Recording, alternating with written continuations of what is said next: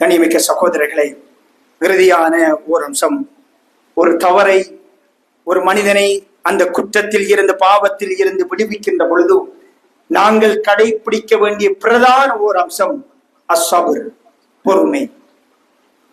தயவு செய்து இந்த பொறுமையை துஆத்துகள் இழந்து விடாதீர்கள். அழைப்பாளர்கள், சமூக தலைவர்கள் அந்த பொறுமையை இழந்து விடாதீர்கள். ஏதோ ஒரு சூழ்நிலையில் அவன் திருந்துவான், மாறுவான், என்னுடைய மௌத்துக்கு பிறகும் அது நடக்கலாம் என்பதை நம்புங்கள். அல்லாஹ்வுடைய ரஹ்மத்தில் இருந்து நிராசை அடைந்து விட வேண்டாம். ஒரு செய்தியை பாருங்க.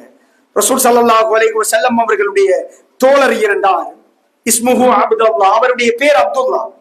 அவர் வகான யுதஹிகு ரசூலுல்லாஹி ஸல்லல்லாஹு அலைஹி வஸல்லம், கொஞ்சம் ஜோக்கான மனிதர், ரசூலுல்லாஹ்வை சிரிப்பாட்டுவார். ஒரு நாள் அவருடைய ஒரு நகைச்சுவை இருக்கிறது. ஏழ்மையான நபி தோழர், கையில எதுவும் கிடையாது, ஆனா ரசூலுல்லாஹ்வுக்கு கிஃப்ட் ஒன்று கொடுக்கணும் என்று நினைக்கிறார். அல்லாஹ்வுடைய தூதர், ஆன்மீக தலைவர், எனக்கு உபதேசம் செய்பவர், ஏதாவது அன்பளிப்பு செய்யணும். ஒன்றும் இல்லை. மார்க்கெட்ல போறார், ஒரு நல்ல துணி ஒருத்தர் வித்துட்டு இருக்கிறார், அதை வாங்கி எடுத்துட்டாரு. அமௌண்ட கேட்கிறாரு, அமௌண்ட சொல்றாரு, வாங்கி எடுத்துட்டு காசை தரன்னு எனக்கு பின்னாடி வாங்கன்னு சொல்லி கூட்டிட்டு வராரு. ரசூல் ஸல்லல்லாஹு அலைஹி வஸல்லம் அவர்களுடைய வீட்டை தட்டுகிறார், சலாம் சொல்கிறார். அல்லாஹ்வுடைய தூதரே, இதை உங்களுக்காக நான் அன்பளிப்பாக இந்த துணியை வாங்கினேன், ஹதியா அப்படி என்று கொடுக்கிறார். ரசூல் ஸல்லல்லாஹு அலைஹி வஸல்லம் அவர்கள் சந்தோஷப்படுகிறார். உடனே இந்த மனிதர், இந்த நபி தோழர் அல்லாஹ்வுடைய தூதரை பார்த்து சொல்றாங்க, இதுல அமௌண்ட் இவ்வளவு, பின்னாடி அவர் நிற்கிறார், அவர்கிட்ட அந்த அமௌண்ட்டை கொடுங்கிறார். அல்லாஹ்வுடைய தூதர் ஸல்லல்லாஹு அலைஹி வஸல்லம் அவர்கள் அந்த நபி தோழரை பார்த்து, அப்ப எனக்கு இது கிஃப்ட் இல்லையான்னு கேட்கிறாங்க. யா ரசூலல்லாஹ், அதுதான் என் ஆசை, ஆனா எனக்கு இது ஒன்றுமே இல்லை அப்படிங்கிறாங்க. ரசூல் ஸல்லல்லாஹு அலைஹி வஸல்லம் அவர்கள் சிரித்து விட்டு கடந்து போகிறார்கள். கண்ணியமிக்க சகோதரர்களே, இந்த நபி தோழர் ஒரு பாவத்தை விட முடியாமல் தவித்துக் கொண்டிருக்கிறார். மது அருந்துதல், மீண்டும் மீண்டும் அருந்துகிறார். வஹி இறங்குகின்ற சூழல், ரசூலுல்லாஹ் ஹயாத்தோடு இருக்கிற சூழல், அல்லாஹ்வுடைய தூதருக்கு முன்னாடி மது அருந்தி அதே நிலையில் கொண்டு வரப்படுவார். எவ்வளவு ஆத்திரம் பெறும், எவ்வளவு கோபம் பெறும். அல்லாஹ்வுடைய தூதர் அவருக்கு தண்டனை கொடுக்குமாறு சொல்லுவார். அடிக்கப்படுவார், தண்டிக்கப்படுவார். ஒரு நாள் ஒரு விடுத்தம் அல்ல, இரண்டு விடுத்தம் அல்ல, பல நேரங்களில் இப்படி நடக்கிறது. அவரால் அந்த பாவத்தை விட முடியவில்லை. ஆனாலும் அல்லாஹ்வுடைய தூதர் பொறுமையை இழக்கவில்லை. தெளிவாக புரிந்து கொள்ள வேண்டும் சகோதரர்களே. இறுதியாக அந்த நபித்தோழருக்கு ஒரு நாள் அடித்துக் கொண்டிருக்கிற பொழுது ஒரு மனிதர் எல்லை மீறி அவர் மீது ஆத்திரப்பட்டு, அல்லாஹ்வுடைய தூதருக்கு முன்னாடி இப்படி நடந்து கொள்வதா என்று சொல்லிவிட்டு, அல்லாஹ் உங்களை சபிக்கட்டும், உங்கள் மீது சாபம் உண்டாகட்டும் என்று சொல்றாங்க. ரசூல் ஸல்லல்லாஹு அலைஹி வஸல்லம் அவர்கள் இது காதுல கேட்டுட்டு அப்படி சொன்ன நபி தோழரை அழைக்கிறாங்க. இதை உடனடியாக நீங்கள் மீட்டெடுக்க வேண்டும், இப்படி சொல்ல வேண்டாம், அவரை சபிக்க வேண்டாம். அவர் அல்லாஹ்வையும் அல்லாஹ்வுடைய தூதரையும் விரும்புகின்ற ஒருவர், நீங்க இப்படி சாபம் விட வேண்டாம் என்று அல்லாஹ்வுடைய தூதர் ஸல்லல்லாஹு அலைஹி வஸல்லம் அவர்கள் எச்சரிக்கிறாங்க. சகோதரர்களே, உங்களுடைய பிள்ளைகள் விடயத்தில் 40 வருடமாகட்டும் 60 வருடமாகட்டும் பொறுமை இழக்காதீர்கள். மனைவி விடயத்தில் திருத்துகின்ற நேரத்தில் பொறுமை இழக்காதீர்கள்.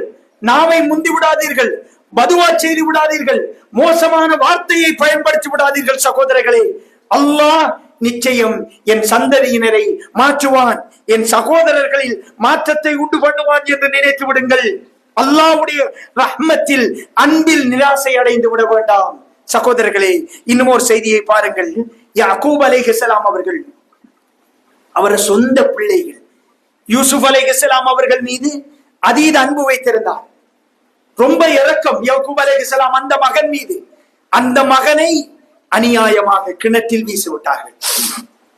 வீட்டிட்டு வந்து சொல்றாங்க, இவர் ஓனாய் பிடித்து விட்டதுன்னு சொல்றாங்க.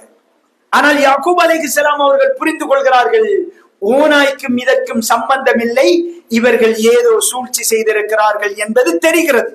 இந்த கவலையின் வெளிப்பாடு, யூசுஃபை தொலைத்த கவலை, அவருடைய கண் பார்வை கூட இழக்கப்படுகிறது. அவ்வளவு சோதனைக்குள்ளாகிறார்கள். ஆனால் யாக்கூப் அலைஹிஸ்ஸலாம் அவர்களுடைய சக்ராத் தொடர்பாக குர்ஆன் சொல்கிறது. எப்படி அல்லாஹ் சொல்கிறான் என்று பாருங்கள். இது ஹலர யாக்கூப் அல் மௌத், யாக்கூப் அலைஹிஸ்ஸலாம் அவர்களுக்கு மௌத் வந்த நேரத்தில் இது கால லிபனி, அவருடைய பிள்ளைகளுக்கு சொன்னார். பிள்ளைகள் எல்லோரையும் அழைக்கிறாங்க, ஆம்பளை பிள்ளைகள் எல்லோரும் சூழ இருக்கிறாங்க. சொல்றாங்க, மா தஅபுதூன மின் பஅதி, எனக்கு பிறகு நீங்கள் யாரை வணங்குவீர்கள் என்று கேட்கிறாங்க. சகோதரர்களே, எந்த பிள்ளை யூசுப் தொலைக்கப்படுவதற்கும் அவர் என்னை விட்டு தூரமாக்கப்படுவதற்கும் இவர்கள் தான் காரணம் என்று பதுவா செய்யவில்லை, விலக்கி வைக்கவில்லை, தூரமாக்கி விடவில்லை. என்னோடு மௌத்து வரைக்கும் நீங்கள் எந்த தொடர்பும் இல்லை என்று சொல்லவில்லை. யாக்கூப் அலைஹிஸ்ஸலாம் பொறுமையாக இருக்கிறாங்க, காத்து கொண்டிருக்கிறாங்க. அல்லாஹ் நிச்சயம் மாற்றத்தை கொண்டு வருவான். கடைசி நேரத்திலும் பிள்ளைகளை அழைத்து சொல்றாங்க, தனக்கு அநீதி செய்தவர்கள் என்று தெரியும், தெரிந்திருந்து சொல்றாங்க, எனக்கு பிறகு நீங்கள் யாரை வணங்குவீர்கள் என் மக்களே என்று கேட்கிறாங்க. பொறுமை முக்கியம் சகோதரர்களே. 99 கொலை செஞ்ச ஒருத்தர், அவர் அல்லாஹு தஆலா சொர்க்கவாதியா மௌத்தாக்குறாங்க. அப்படி எங்கட பிள்ளைகள் தவறலைக்கலையே, அப்படி எங்கட மனைவி செய்யலையே, அப்படி எங்கட சமூகத்தில் இருக்கிற ஒருத்தர் செய்யலையே. உங்களுடைய பொறுமையை தயவு செய்து இழக்காதீர்கள். ஒரு மனிதனை திருத்துகின்ற நேரங்களில், மாற்றத்தை விரும்புகின்ற நேரத்தில் தயவு செய்து பொறுமையை இழக்க வேண்டாம். அவர்களுக்காக அல்லாஹ்விடத்தில் பிரார்த்தியுங்கள். ஒருவேளை எங்கட மௌத்துக்கு பிறகு நாளை மறுமையில் எங்களை விட அல்லாஹ்விடத்தில் மிக நெருக்கமான மனிதர்களாக அல்லாஹ் தஆலா அவர்களை கொண்டு வரலாம். அப்படித்தான் நபிமார்கள் இந்த சமூகத்தை நம்பினார்கள். இந்த சமூகத்தில் உள்ள ஒவ்வொரு தனிநபர்கள் விடயத்திலும் இவ்வளவு பொறுமையாக நடந்தார்கள். எனவே சீர்திருத்தத்தை விரும்புகின்ற நாம் பொறுமை என்பது மிக மிக முக்கியமானது. எல்லாம் வல்ல அல்லாஹ் ஜல்ல சுப்ஹானஹு வ தஆலா நம் அனைவரையும் இஹ்லாஸோடும் ஈமானோடும் சக மனிதர்களை திருத்துகின்ற நேரங்களில் ரசூலுல்லாஹ்வுடைய முன்மாதிரிகளை பேணி நடக்கக்கூடியவர்களாக நம் அனைவரையும் வாழ்ந்து மரணிக்க செய்வானாக.